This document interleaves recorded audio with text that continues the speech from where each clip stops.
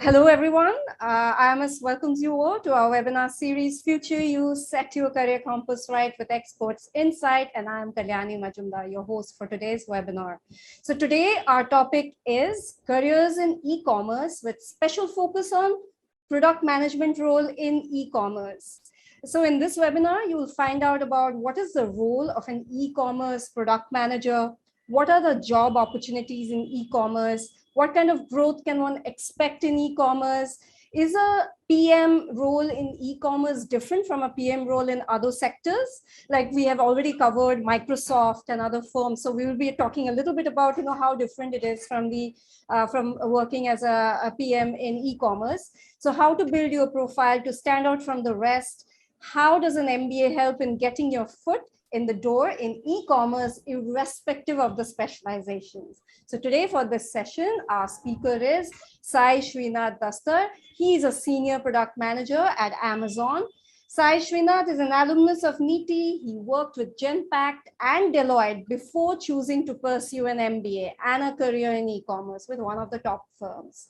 So welcome, Sai Srinath, and thank you so much for being here today for this session. Hey, thanks, Kalyani, for your introduction.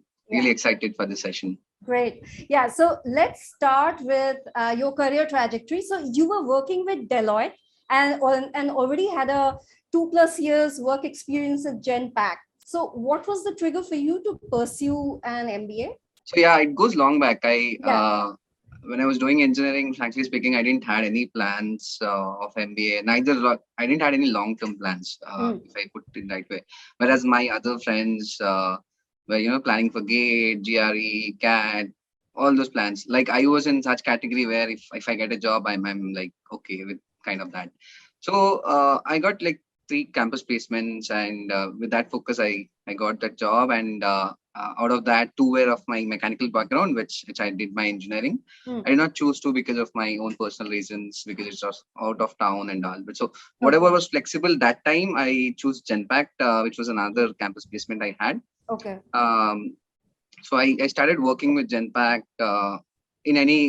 As a fresher, you don't have a lot of pressure for the first 1 year at least. Generally, they call it as 6 months as a honeymoon period with trainings and all those things. No much such expectations from you. But after 1 year, I think I felt something is missing. So that's where I thought something I have to do. And the natural choice when I was working as a consultant in Genpact as a supply chain consultant. So the natural choice for me would have been either pursue the same thing what you're doing and get into that, or get into a managerial thing. So I never wanted to get into that technical part of GATE or something mechanical, because I personally did not like it. But MBA was my natural choice. So I wrote CAT for the first time, just cleared the cutoff. I got calls from new IIMs basically. I was just praying if I even get IIM Kashipur that year, I was ready to go. Okay. But unfortunately, I did not convert the wait list. So I that was 2 years of experience I had. Yeah. After that, I wrote CAT again next year. That was the first time I think there were 3 sections in CAT, and I just cleared one cutoff in one of the sections. So again, it's like same story. I don't know. I will have a calls from overall. My score was good, but the sectional cutoff did not got a calls from top colleges. Okay. So from there, I think I've chosen NITIE for all practical purposes. Like everybody does it, right? You do a lot of analysis, which college you want. So whatever calls I got, I converted everything. Okay. So I had a choice of IIM Koikad and NITIE as a top. So I left IIM Koikad because of my own personal reasons. I weighed all the options. Like what is the career option? Where will I fit in IIM Koikad? Where will I fit in NITIE? And what is the ROI? So NITIE was always on the top. So I wanted to. While I was working in Deloitte or Genpact, I was a supply chain consultant there. So I was always fascinated by the work. I used to work for a manufacturing company in US. My client was a manufacturing company in US. So on the other side of the table, I was always fascinated by the work, how they do, how the supply chain managers work in those sectors. So I was very clear that time, right? Hey, I wanted to do something on supply chain or operations. Hence, I joined NITIE. Okay. But I think after coming to NITIE, it's completely changed. Okay. That's how I think it happens with everybody. Like I joined NITIE leaving IIM Kozhikode thinking that I'll do supply chain and operations. Yeah. But after joining the college, a lot of other factors went into the picture. And I lost interest in supply chain. Like I was saying, I left IIM Kozhikode. So I never regret. Even today, I felt that that's the best decision I've taken joining NITIE. So a lot of factors for NITIE, right? So when like I went into the college with a mindset of I want to do supply chain and operations, right? And good thing about NITIE is like a lot of supply chain roles are only open to NITIE. I think it doesn't open in any of the other B schools, if I'm not wrong. And I was studying in 2016 and 2018. Correct. So the lot of big FMCGs, a lot of big supply chain companies, manufacturing companies were coming to the campus. So like when you prepare for summer placements, you have to feel that, what are your dream companies? What are your top 3, 4, 5 companies? So I naturally, with my choice of supply chain, I filled all the companies which opens that supply chain roles, like top FMCG companies, top manufacturing companies. Suddenly, I met one of my seniors in the college, and he said, "Hey, why are you not putting e-commerce companies on your top 5? Right. You have 3 years of work ex. You have good IT consulting background. I think you make a perfect fit in the e-commerce." I did not understand that point of time. Right. And I had this notion of, hey, e-commerce is very fast culture. It's startup culture. Yeah. I think there's a lot of rigorous culture is there in e-commerce. I don't know whether I'll fit or not. And there's no supply chain I felt in e-commerce. That point of a lot of doubts and all. So it was my seniors who actually happened to be, he interned in Amazon itself. Okay. So he was talking about how the work culture in Amazon is, how an e-commerce industry, career in e-commerce industry is there, and how we exactly fit into any kind of role. It's so flexible. There's a enormous amount of potential in the growth. Correct. Then actually I got convinced by all his responses, whatever queries I had. Then I naturally applied to the e-commerce companies on the day one. So I got into Amazon. That was the first company in the campus, and I got into Amazon, and I did my internship. Okay. Then I got an internship in a leadership role, but that leadership role is such that you get into any of the roles in either marketing, sales, or supply chain, or any of the product program roles. So fortunately or unfortunately, I got into sales as an internship. Okay. So when you get into internship, like you don't have a choice, right? It's whatever you get as a leadership profile, you have to take it and perform. So that's the only thing I was doing. And eventually, I was a person who I never thought in dreams that I would get into sales. Okay. I did my internship in sales.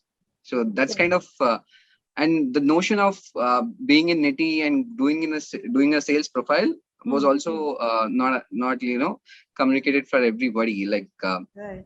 But there are a lot of profiles which come for sales and IT and a lot of other things in NITIE as well. So I did sales internship in my sales, and fortunately I got a PPO as well with that. And I got a leadership profile in Amazon. Okay. So from there, I started my journey as Amazon. So the leadership profile is a 2-year rotation program. The first year you continue with what you did in the internship. So whatever project I did in internship, I continued with that in the first year. In the second year, I got rotated as a program manager. Okay. So in 3 months of program manager, I was like working whatever goals was given onto me. Immediately, like one day, my manager came and said, "Hey, I think you suit more for a product manager." Like you can see, I came from a supply, thinking that I'll do supply chain consulting. Yeah. I did sales, and then my manager is now talking about I'll fit for product management. Okay. And at that point of time, I only know little about what product management is all about. So I got into this role of product management. I learned a lot of ways of how to maintain products inside an e-commerce company, inside Amazon. So that's it. That's how from there, I think there's no looking back. My growth trajectory has been phenomenally exponential. Okay, so let's take a few questions. So operations at SPJIMR or NITIE? So as I was saying, like it depends on your profile. It depends on how you want to pursue your career, right? I think any top 10 B schools or 10 to 15 B school, no matter it is, you will always excel in that, right? So the good thing about NITIE, even with SPJMR, is about Bombay. Bombay is such a good place where all the companies first start with Bombay colleges, right? Because all the headquarters are in Bombay. It's an advantage. The location is advantage for it. But then again, both are located in Mumbai, so yeah. So that's what, like if you're not sure like what you exactly want to do, because I understand that SPJMR starts with the like you need to decide that you're specialization first and then get into the college. Correct. But NITIE is not like that. Yeah, you can elect whatever electives you want in the second year. Like first year will be always common for everybody. So if you're sure about what you want to do in your career, if it's supply chain, you're 100% sure, you can join any of these colleges. But if you feel that, hey, this is a time to explore, I don't know, I'm just inclined, like I was inclined to supply chain because I had an experience in supply chain. If you're little bit inclined and if you're unsure, you should always try new things. You should get out of that comfort zone, because I was in a comfort zone saying that, hey, I know supply chain, I am a supply chain consultant. NITIE would be like a good thing for me. But I came out of that comfort zone and got into sales profile. I enjoyed doing sales. So what kind of sales role it was, like basically, when you joined, in your during your internship? It was a global sales role where I used to recruit Indian manufacturers on Amazon.com or Amazon global websites where they go and sell on the other e-commerce websites outside India. So that was the role for me, where I used to talk to these manufacturers which are having high turnover, because they are the persons who can do exports. So this was my major role, where I need to onboard them end to end, do a business development for them, and also manage an account for them. So were you enjoying the sales profile, or and how is the product management role different from your sales profile at Amazon? So, and what was the reason why your manager said that maybe you should be in product management? So so we will talk about the core skills later on, but your take on this, like how different it was. Like I enjoyed every role at Amazon. I did 3 roles. This is my third role. So first was sales. First was sales. I did a small stint in program. That is where my manager said and say, you fit for product role. So probably, I think for me, it worked like that. Because I was in sales for 1 year, I was very closer to the customers. I was very closer on ground. I know on ground reality. I had a lot of experience in what the pain points of each people go into. Like, for example, in our case, manufacturers or sellers who sell on Amazon. What are their pain points, right? And probably that experience helped me when I was actually doing a program stint, and I was more customer centric. So I was talking about data. I'll talk about why data is very important in an e-commerce company. So I think that is where it made a difference when actually taking decisions. Like decision making is an important role in product management, right? So when you do a data backed decisions, that's where I think you can never go wrong. The less chances you go wrong, right? So that's where it made a difference. So I think having a sales role first and then getting into a more business roles, I think that helped me a lot, is what my understanding is. There's a question about, I'm also from UCE. I did mechanical engineering as well, 2017 batch. I have currently 4 years of experience in QA in automobile industry. Is it possible to get in e-commerce without MBA? Yeah, so that's a good question. E-commerce is like, it's enormous. I was saying, like, it's the ocean. And I think anybody can fit in e-commerce. Right? It doesn't require any specific skill set. Like, for example, if you take banks, like you require a specific kind of skill set, like financial skill set. If you take a manufacturing sector, you require a specific skill set. Same goes with construction company. But e-commerce is a mix of all. Like there's a finance involved in it, there's a marketing involved in it, there's a tech involved in it, there's a business involved in it, there's a sales involved in it. So all the sectors like come together and form an e-commerce. And there's always an opportunity in e-commerce where you can always fit yourself, irrespective of what background you have. Or if you can link what you do and what the role is in any of the slightest possible way, I think you'll be always considered for that role. Okay. Does Pre MBA work experience matters a lot in summer and final placements? When I was working, the e-commerce companies had a minimum 2 years cutoff. I would say like they needed people with more than 2 years of experience. They would not consider less than 2 years of experience for majority of the roles. But I think now a lot of e-commerce companies have changed the strategy of hiring, and they're going into a leadership roles, and they also seen that data. So I'm also the part of the recruitment happening from campuses. So I understood from them that a lot of freshers also do well in this role. So I think recently Amazon started with no experience. So it's a good sign that irrespective of what experience you have, you're always eligible. So attendees, you can always find him in LinkedIn and connect with him, because he's also in the placements and the recruitment cell. So let's take another question. Okay, difference between supply chain and e-commerce. Okay, we will take this question also from your own experience. Like, what made you lose interest in supply chain, even though you actually went for supply chain initially? It's actually not a correct statement to say lose interest. I got interest in other areas. So it was like that. So immediately after joining the college, it was 2 months where internship SIP started, summer placement started, right? So the moment I got into a role where it was a leadership profile, I started looking into other areas other than supply chain, because it was not a core supply chain role which I got in internship. So I wanted to at least think about what I can do best in the remaining time till my internship started.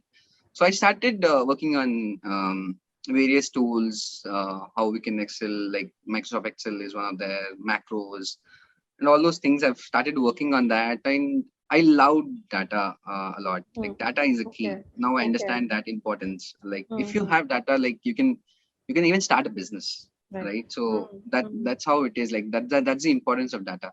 So I enjoyed analyzing data or making decisions with data. So that's where I think I got the interest in this thing. The moment I got an internship, I didn't know till the first day that I'll do sales. I thought it's an e-commerce company. There'll be a lot of data. There's a lot of things should be backed by data decision making. On the first day, I got to know that, hey, this is your profile and this is the project you have to do. So I think that's where you have to be very flexible as a fresher from the college passed, right? Irrespective of what profile it is, you should always try. I think the first few years of the career is all about exploring what you exactly want. And you will never know unless until you actually get into that profile and see. I never wanted to do sales, but I was forced to do sales, but I enjoyed a lot. And I did my 1 year stint with a successful career in that, right? So if you ask me, do you want to go back to sales? I'll always be happy to go back to sales, right? So it's all about like you enjoy what you want to do. Just you should always explore what you want to do, because unless until you try, you don't know whether it's actually fits for you or not. You might get a lot of feedback, a lot of mentors talking about, hey, saying that this doesn't fit to you, this doesn't fit to you. But it's not like that, right? Unless until you know after trying that, it's you who will make a best decision about your own career. Right. So that's how I made it my decision after getting into all these things. Well, so what is exactly the job role of an e-commerce product manager? So e-commerce, as you see, like e-commerce is all about websites, right? It's the major job role for a product management is to maintain the websites, to ensure that the websites are run smoothly, like to give a customer optimal experience for the customers. So that's how any e-commerce product manager will work into, right? And that's a major role. You ensure, because managing a platform itself is a product, right? Okay. So you understand. For example, I'll take an example. You might have shopped on any e-commerce company, right? And the moment you add any product on the cart, you go to checkout, and a few years back, today you're seeing EMI option, right? For a card or for a bank, you get an EMI option, but that feature was not there a few years back. Okay. Now, for example, if I'm a product manager, I wanted to launch EMI feature on my website or on my mobile app. First, what I'll do is I'll start with the research. I'll understand whether it's actually a need or not. If it's a need, what exactly the customers want, whether they want the price to be displayed, they want the interest rate to be displayed, the number of months to be displayed, how optimal you want to display it. So that's where you start any product development by customer research. A lot of research goes into it. There's a lot of brainstorming goes into it, like how you want to develop that. And the outcome of the research can also be like, hey, I think this should not be developed because it's not that much useful. You also think about like how much is this useful for customers. I think if only 5%, 10%, or very minimal number of persons require that, you actually make that decisions based on that. That's the reason I was saying that data is powerful. Like you make decisions using the data. When you do a research, you have a data in front of you. You and any company you see, this is how the normal product management does. The difference in e-commerce product manager is the data is multifold. You get a lot of data, like any kind of profile you get, and it's very difficult to actually bridge those and club those and connect those dots and make a decision. So that's a major challenge and a role for a product manager e-commerce company, where you start with the research, and then you develop a plan, or you develop a roadmap where you say, hey, this is how I want to build an EMI feature on the website, or that's the feature I want to give the customers. Now, once you decide that, you go to the tech and say, this is what I want. And they come back with the estimates. Hey, this requires this much bandwidth of tech. And that's how you take decisions like how do you want to prioritize this feature? Like as a P0, P1, P2, like for the first phase, how do I want to launch this? Do I want to launch the entire feature together? Do I want to launch in parts?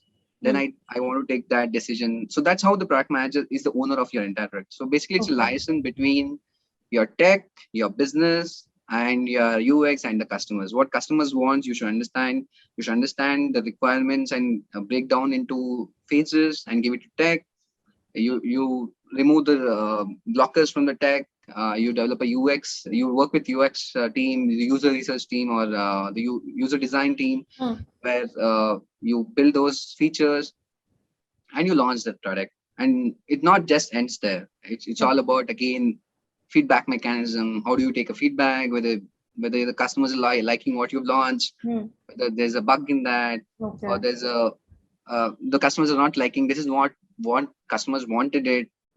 Then again, you enhance that product. So that's how you actually do it. You start research, prioritization, tech prioritization, UX development, and launch, and then feedback. And then you also analyze the impact, like what impact it is making to the business. So how is the product manager role in e-commerce different from in a company like, say, Microsoft or Google? I think there's no major difference in the tech companies because we all would deal with tech. So so let's talk about then retail. So I was telling, like, e-commerce stands out differently only in terms of data and the various parameters into it, right?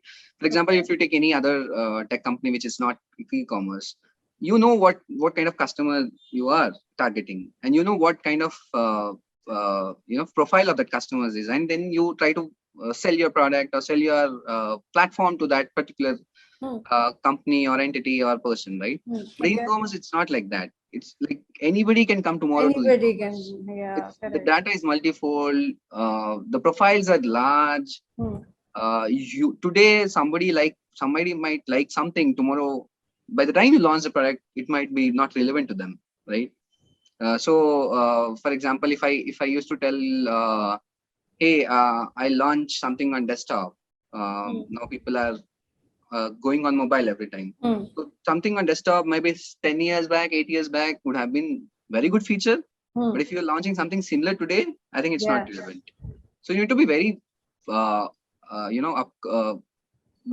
very much involved in making decisions in terms of how the customers is and how relevant it is for the customers by the time you launch.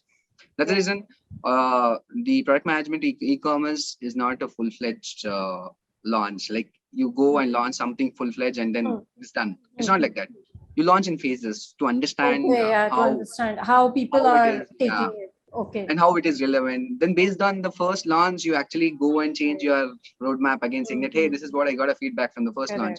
I think we should go slow on this, or we should go fast on this. That's how the decision making process involves it. So we already understand that in product management profession, in position in e-commerce, you need to work with a lot of data, right? So is there like is it important for the PM person to be very good with data, or is there like a separate department with data analytics and all that, and they are doing it, they're crunching it, and they're telling you things? And is it like the PM role in e-commerce, like what you are doing right now? Is it like you're working with various departments? Like, are you constantly in touch with your sales and marketing and research and analytics, all these different departments? Is that how the work is, or what exactly? So what exactly the PM, what exactly the product manager is doing? So like I was saying, right, if for an EMI feature I wanted to develop, right, for that, I get a data from the data team saying that, hey, this is the data where sometimes you have the data inside Amazon. Like, for example, customers are telling, hey, why there's not an EMI feature? You get that data. So the data team gives you data saying that these are the customers which ask for this feature. Sometimes you don't get a data inside Amazon or inside the company because that feature never existed in your company. Then you go and search for data from outside the market, try to do a research with the research teams, and you work with the research team to actually help them understand what exactly your requirement is. Like you want to make a decision whether to launch this or not, right? For that, you want some data and you want some answers for it, right? And what are you looking for? That is what you should make help understand all teams who are involved in it, and they'll only provide you with data. It is up to the product manager. How do you want to use that data? Like, how do you want to analyze the data? Say that this is how my sector is, this is how my profile of the data is, and this is where I feel, hey, this is very important or not. So different teams gives you data, different gives you inputs. You give inputs to the different teams. At the end of the day, you are owner of your product. You make decision basis that inputs what you receive and make the decision whether you want to launch product or not. That's how it is. Okay. So let's take a few questions. What is the career roadmap to become a PM without an MBA? I am a QA engineer at an IT firm. It's very specific to these question. Like QA engineers are actually the persons who test the product. When we actually develop, when the tech team develops a product, the QA is the team who validates that whether this product is running properly or not. And then, that goes to launch. When there's a sign off from the QA, it goes to launch. So I think I was saying, like, any background doesn't matter. If you have a background, it's an advantage for you. But if you don't have a background, also it's not an big thing. It's always it is starting up the career. You actually do those things which lead to that product management. Like, so if you are very good at decision making skills, if you're very good at communication skills, if you're very good at what should I say, prioritizing, you have to do a trade-offs. Like sometimes you want everything to be launched, but you don't have resources for that. So with little amount of resources, how you want to bring an optimal experience to the customers. You have to be very customer centric. Like, you should not think about your own goals, whether how it will make me as a career, how it will make me as a person. Rather than that, you should think about more how it's helpful for the customers, how it is impacting the customer's life. Even if it's a small thing, small feature, or small anything, it will impact customers. You should always strive for that. Okay. So as a QA engineer, I think the QA engineer knows the in and out of the product, how to test end to end. So the only skills additionally the QA engineer has to build is about decision making skills, analyzing the data, and customer centricity. Okay. So if that is there, I think it's a good combination to have everything in a person, and will bring a lot of exponential growth in the career. So this brings me to the next questions. Can you tell us like 3 hard skills and 3 soft skills that are required to be a good, to excel as a product manager in e-commerce? Like so I was saying, maybe three hard skills and 3 soft skills. So of course, you already said communication, and of course, if you have to have some level of empathy to understand what the customer wants and be sensitive towards the customer's needs and all. But other than that, apart from that, like within an organization as well as outside, so inward as well as outward, like what are the skills? So if I talk about the other soft skill, is about how you liaison with different teams, because product management is a liaison between different kind of teams. You interact with tech, you interact with the designers, you interact with the business teams, sales teams, marketing teams. You interact with a lot of people to understand what exactly you want to launch, or how the launch product is working. So with customer with communication skills, you should also have a convincing skills, or and people management skills. It's not about people management specifically. It's about how you can influence somebody with your decisions, right? For example, if you want to launch a product, and that product is majorly for sales. Now, if sales team is not convinced, saying that, hey, I think this product is not useful, whatever you're building, your product management is not helpful, right? Whatever you build, the team itself is not ready to use. So you should always convince your counterparts, your teams, saying that, hey, this is what the anecdotes are from the customers.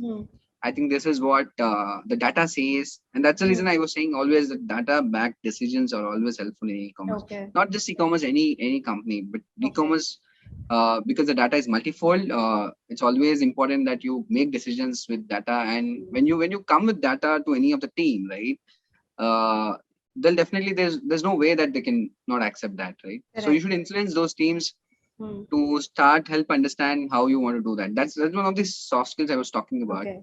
And hard skills, hard skills, like I was telling, one is about data-backed decisions.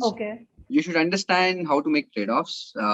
Again, which feature is what. A lot of decision involves in it. Like what feature should go first, then what should wait, and what should not wait, right? So that decisions you have to be very impactful. Under hard skills, you should always think about is also about the impact, not just to the customer, also to the business, right? If you're making a product which is losing money for the company, it doesn't make sense, right? So it's always about there are a lot of products which are very good for customers, but it makes zero money to the company, right? So you always have that cost impact analysis. Probably all of them are doing right now with the colleges, like what ROI it's giving. You also think about the ROI. It's not that straightforward to calculate an ROI of any product. You take into a lot of factors into consideration and calculate the impact. So you should have a lot of analyzing skills. You should have a lot of passion towards the customers. And you should also have a prioritization skills, how you want to prioritize, and also impact analysis on that. So it's a mix of all your core technical skills. If you have a technical background, that's an advantage. It's not a requirement, but it's an advantage, because I'll tell you why. Because your work is done by tech teams. Right. You have to understand what they're saying. You have to understand what they're doing. And if you have a background of technical skills, and you know coding and all, you can easily optimize that Correct. work to them. You can talk to them, hey, why can't we do it this way? If you know Mm. about that, then Correct. that's an added advantage if you have a technical skills. I don't have a coding background. I never coded. So Yeah. I feel that if I would know coding, Mm. I would have challenged. For example, a technique comes and say, hey, this requires this much amount of time. Okay. I cannot challenge because I don't know Right. the ABCD of tech, right? Okay. So if Yeah. somebody with a tech background comes, hey, Mm. why do you require these 20 weeks? Yeah. Can you just break down into that? And then when you break down, actually you might end up optimizing that, right? So that's how it's an advantage, but it's always not a requirement. Like I don't have a background of tech, Okay. but still Okay. I'm excelling. So Mm. that's how this goes. So if someone is preparing for an interview for Amazon or for companies like Flipkart, Zomato, or all these e-commerce companies, what are the tips you would like to, how do you prepare for these interviews? What are the kind of questions that are being asked? So I can talk about Amazon because I've not given interviews to. I've not given interviews to any other companies, but I But think like for Amazon, overall, generic also, as in for e-commerce, what kind of questions they would usually ask? And so I've seen lately, like with my friends also, even in Amazon as well, like they don't grill you about any questions like what is this theory. Like in any other, if I take about manufacturing companies, they might ask you, how is the stress and strain diagram? Okay. What is this? They ask you something from syllabus, right? Okay. But e-commerce interviews are not like that. It's very situational basis. Like they want to analyze how how you can make decisions, how you can make trade-offs, and they can take examples from any of your work you've done. Okay. So most of these interviews, if you've seen in e-commerce, are not syllabus based or textbook based, or they'll not ask what is the percentage of this, what is the calculation of this. They only give you a situation saying that, hey, if you, for that role, if for example, if you're applying for a sales role, they'll give you a situation like, hey, can you sell this product to somebody else? Okay. So they will analyze you based on how you perform, like how do you fit into that role.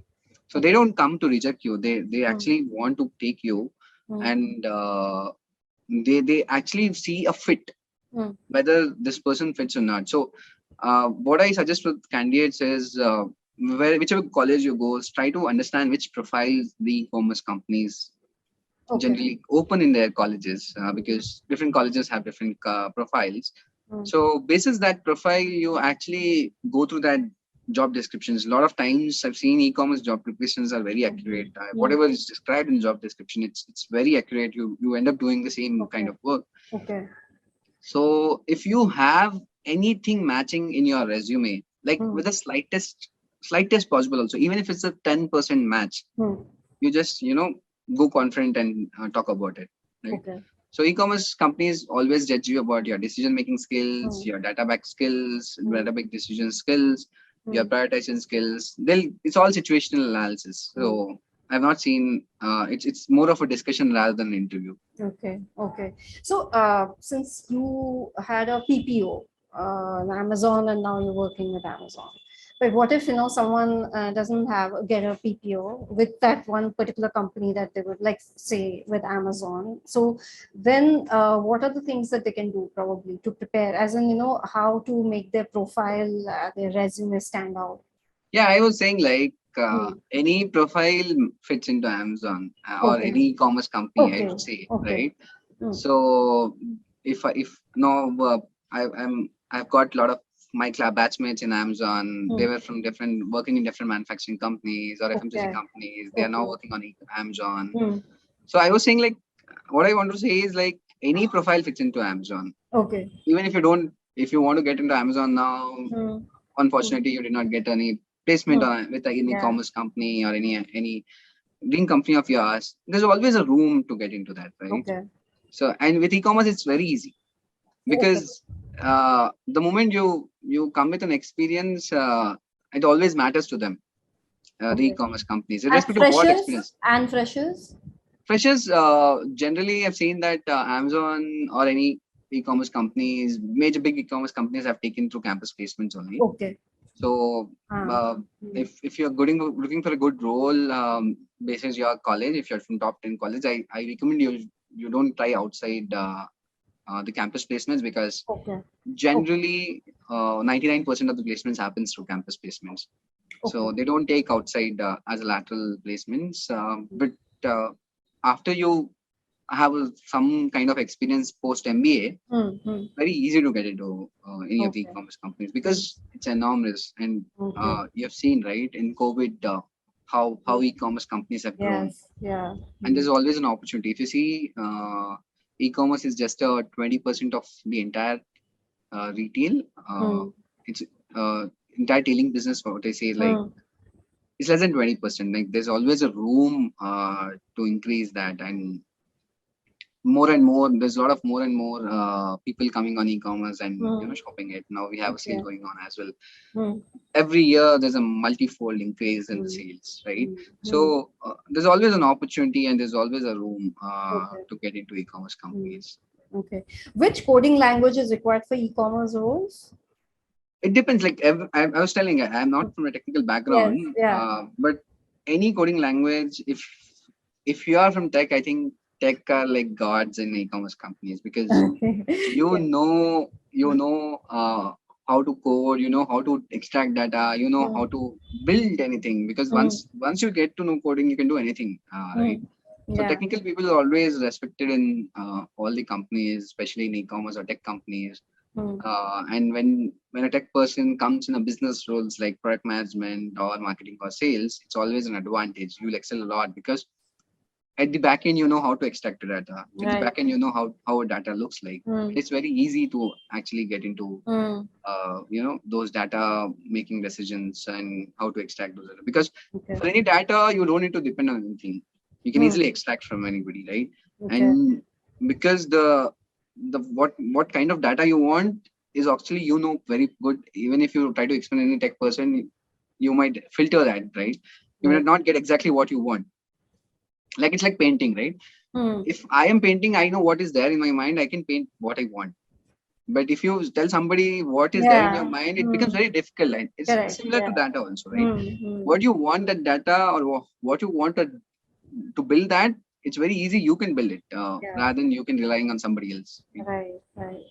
So there's an advantage. Okay, so in e-commerce, where should one start? Is it a good idea to first work in a startup or work with an e-commerce giant like Amazon? This, of course, I'm talking about people, who are planning to get some experience, work experience, before either pursuing an MBA or, for that matter.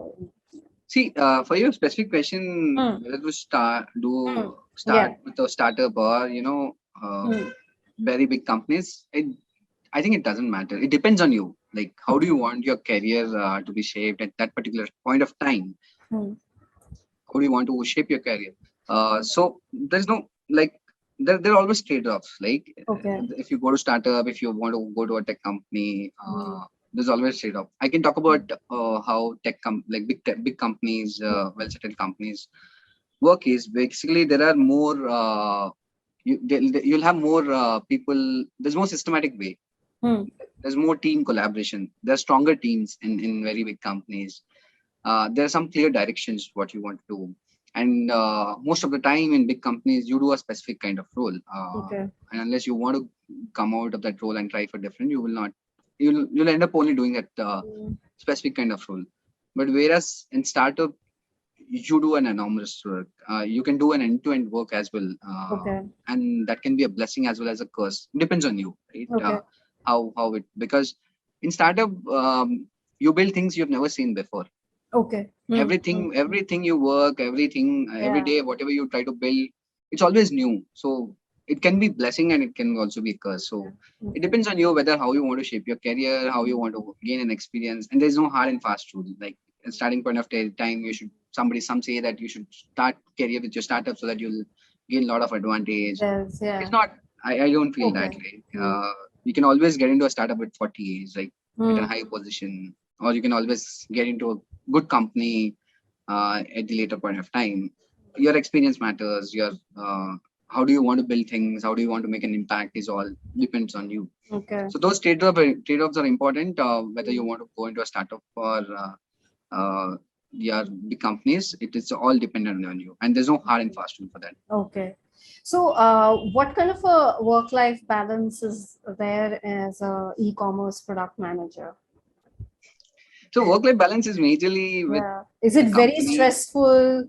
So, in a startup, um, I mean, I'm thinking that maybe, there will be more stress because obviously, you're doing everything right from the basic to the top, right? So, or what is it like? Yeah, so in a startup, like you do different things in a different way. Hmm. In an e-commerce, in a big companies, you do it differently, right? Hmm. So there's always a learning and there's always a work stress to it in Hmm. both the companies, right? Okay. I feel the work-life balance rather than work-life harmony, many people Hmm. call it. It Yeah. comes with a company. It comes with the company's culture, Okay. how it is and all. And traditionally, with very big companies, the culture is always set. Hmm. So you get to understand that culture very easily. You'll get into fit into that easily. Okay. Whereas it will take some time for you, depending on your situation, how you want to. So there's no defined culture in startup. You define the culture of a startup. Okay. If you are some of the early birds Hmm. in that company, Okay. so there's no defined culture. There's no defined direction for it. Okay. Definitely, you don't have a direction. Hmm. At times it gets somewhat little bit high work, but Hmm. it's upon the company and the organization or that particular team Hmm. where the direction is going, how critical that function is, and depending on that, your work stress matters. Okay. And it varies from team to team, it varies from company to company, and it varies from season to season. For Okay. example, my team is very focused on Diwali critical things, Hmm. so we get a lot of stress during the festival Yeah. season. Right. Yeah. But relatively, when you take about January or something, Hmm. December, January is relatively Hmm. less stressful.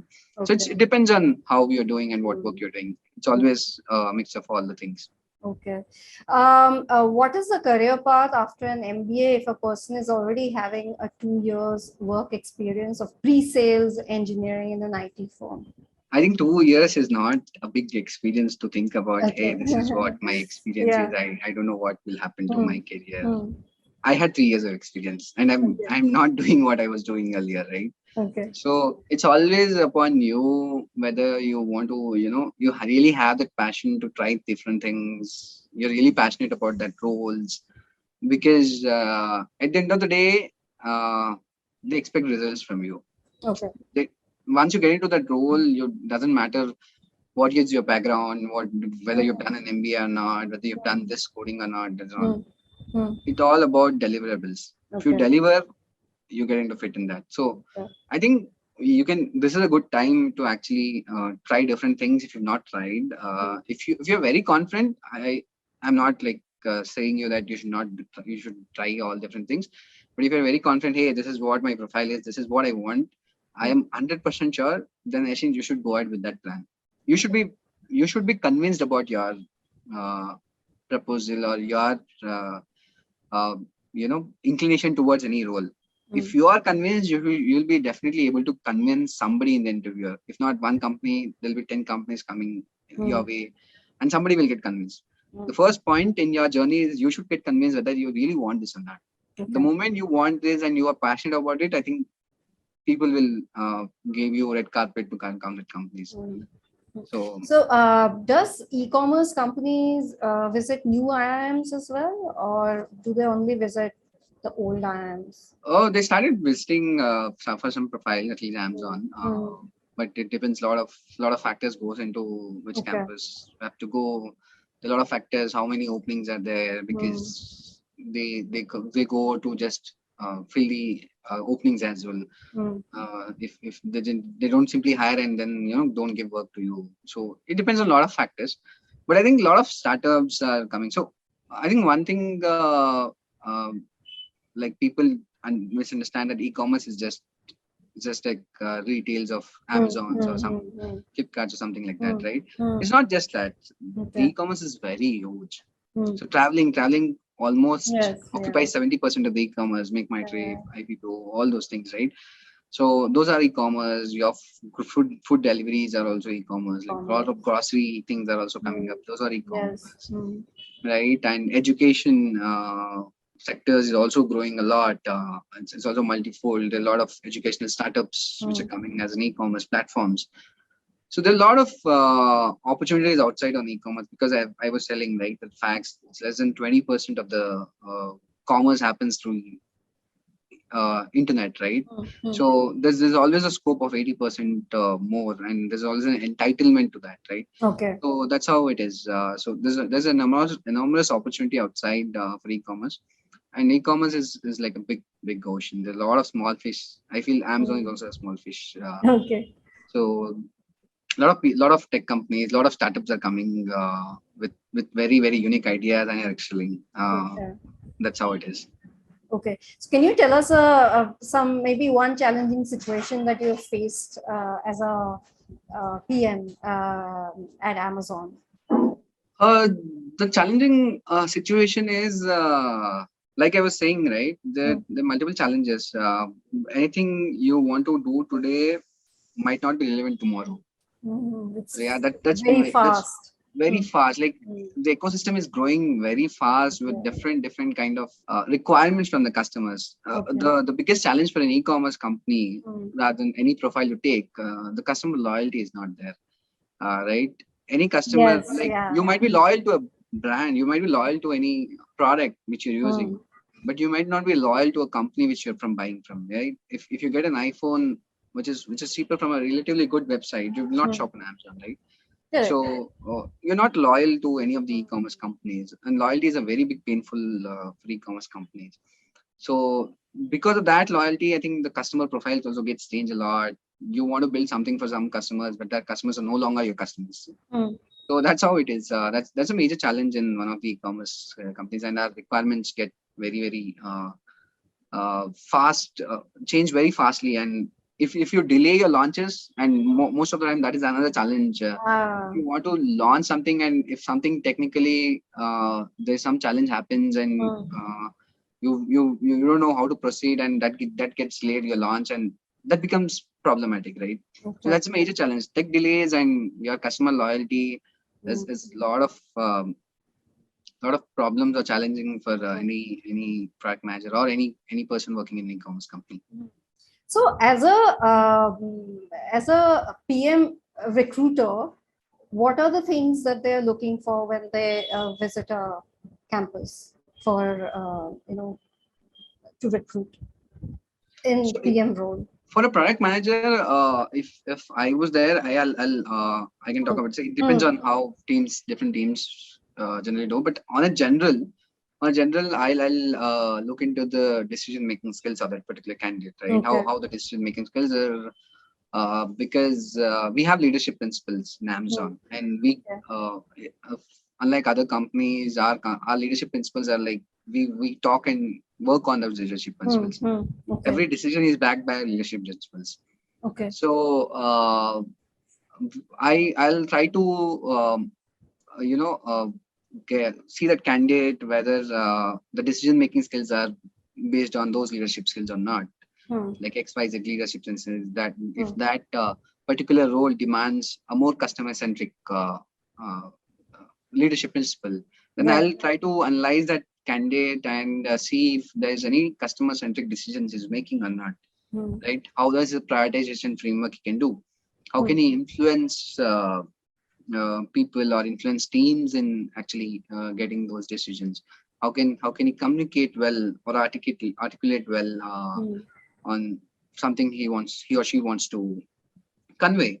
So those are the major skills, like decision making skills, your prioritization skills, your influencing skills, and your customer centricity skills is majorly looked by any e-commerce company's product management roles, because this is how the day-to-day life of a product management is all about. So if you have a technical skills, that's an advantage for you. Okay. And how did an MBA kind of changed your career path, in the sense like not just about becoming a product manager, but basically, what was the learning from there? Oh yeah, I think any top B schools give you those learnings which any different other colleges doesn't give you, right? The kind of people you engage with in college is a different profile altogether, right? You interact with a lot of people in the college, and they're from different backgrounds. Some come from IITs, come from local colleges, come from NITs, some come from civil engineering background. When you work with them, you will understand the persona of that particular thing. I think that helps you a lot in when you get into corporate, because you get to understand people a lot. You get easily easily gelled in a team, because any successful company or any successful team is not about how good you make products, or how wonderful results you deliver. It's all about how wonderful your team is, right? How your team did not break even in the worst situations, right? So if you have a good team, you can always get into any tide or any wave you get into, right? So B schools, especially the top B schools in India, will give you that exposure. That exposure is very important when you go into corporate life, and talking to them, doing projects with them, and understanding how ecosystem works overall. Because till engineering, or some point of time till your pre MBA experience, is all about restricted things, right? You want to do engineering, you did engineering, and it's all about your that's restricted. But you get people outside engineering in your MBA colleges. You get people outside your work profiles. You understand how they are thinking, how they are making decisions, and you also learn by it. It's all about learning those different profiles, and how you develop as a person. And specifically NITIE, I'm talking about, like, it's on Bombay, right? I used to walk into any corporate office with just like few minutes, and talk to those companies, do some find out some opportunities, which live projects and all. So Mumbai was an advantage for NITIE. So that's how it is, where you get a lot of exposure. Exposure is the key where you get it. Right. So let's take one question before we wrap up. Any advice you would want to give to people from ABC specific to preparation, as we have summers lined up? Yeah, I think summers are lined up. So be confident on your resume. Like I was saying earlier, right? If you are convinced on what you want to do, you can easily convince anybody, irrespective of what event to interview you are, right? So be very true to yourself. Be very true to your resume. Whatever you write, you should be able to talk about it freely and very confidently. If you can confidently convince that you deserve this role, I think you can fit into any role. And before we wrap up, I would like to thank all of your attendees. Thank you so much for all the great questions that you guys asked. And also, especially my special thanks to Sai Dasthar. Thank you so much for being here today and taking out time and giving us so much of insight on the product management role in e-commerce. Thank you. Thank you so much, Kalyani. Thanks everyone for attending.